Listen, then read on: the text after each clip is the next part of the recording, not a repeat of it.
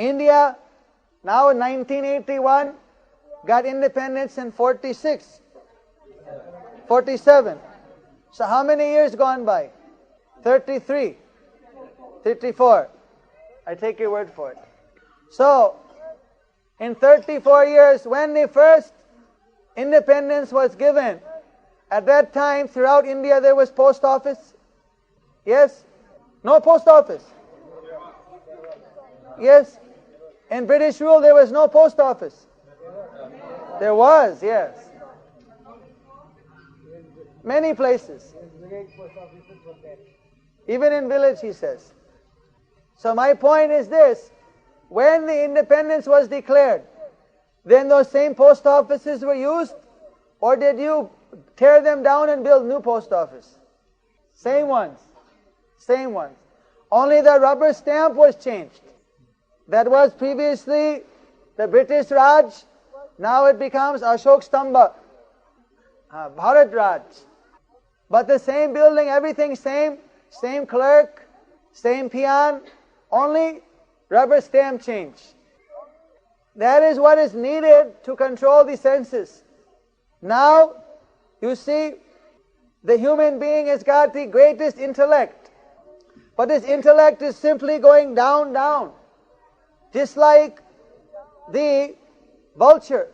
Vulture has got greatest ability to fly high in the air. Each bird has got a certain capacity to fly up in the air. But we see that the vulture, they fly very high.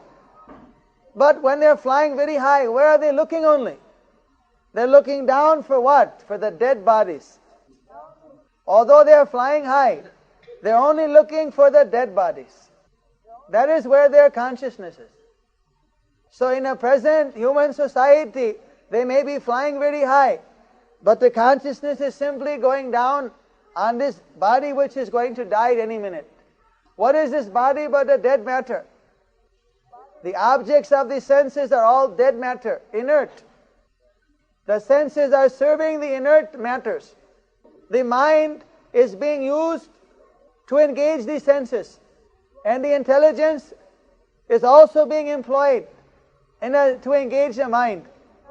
And the Atma, that is simply going on after. So everything is simply serving the dead matter, static matter. And God is forgotten. No God. God is dead. Or if there's God, He's also, God, please give us some more dead matter to serve. He's also only being asked, oh Iswara, oh Krishna, give us some more dead matter. Everything going down. But in a Vedic way, you see, tamasa ma jyotir gama. Go out from the dark place. Go into the light. Go out from the ignorance. Go into knowledge. This Atma is to be engaged in Krishna's service. Jive Sarupoy, Krishna Nitya Das. The intelligence is employed by the Atma to control the mind in the service of the soul. Mind is controlling the senses, following the dictation of intelligence. Senses are controlling the dull matter in the service of according to direction of the mind. In this way, everything is being directed up. One way is going up, all going directed to Krishna, otherwise going down. So depending which rubber stamp we're using, there's only these two rubber stamps. Either we're serving the dead matter senses, we're abuddhaya jeev, simply being dictated by the stringent laws of karma. Bhumi apo nalo bayu, kangamono buddha bacha, ahankaram iti yang me bina prakriti ostadha. These are the 8 material elements. 5 gross, 3 subtle. Earth, water, fire, air, ether. The Mahabhuta, 5 gross element.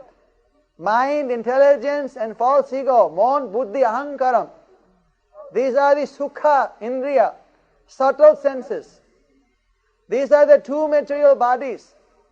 When the 5 gross senses, 5 gross element body is destroyed, then the Atma is taken with the mind, intelligence and ahankara into the next body.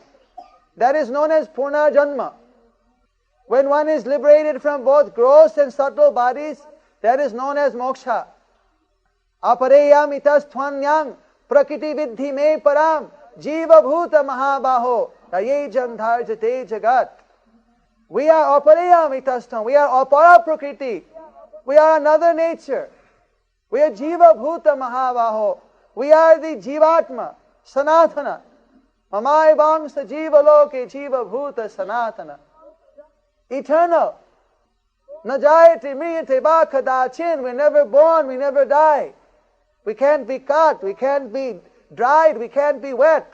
We are the eternal jivatma. But we are lost in this ocean of material energy, we forget.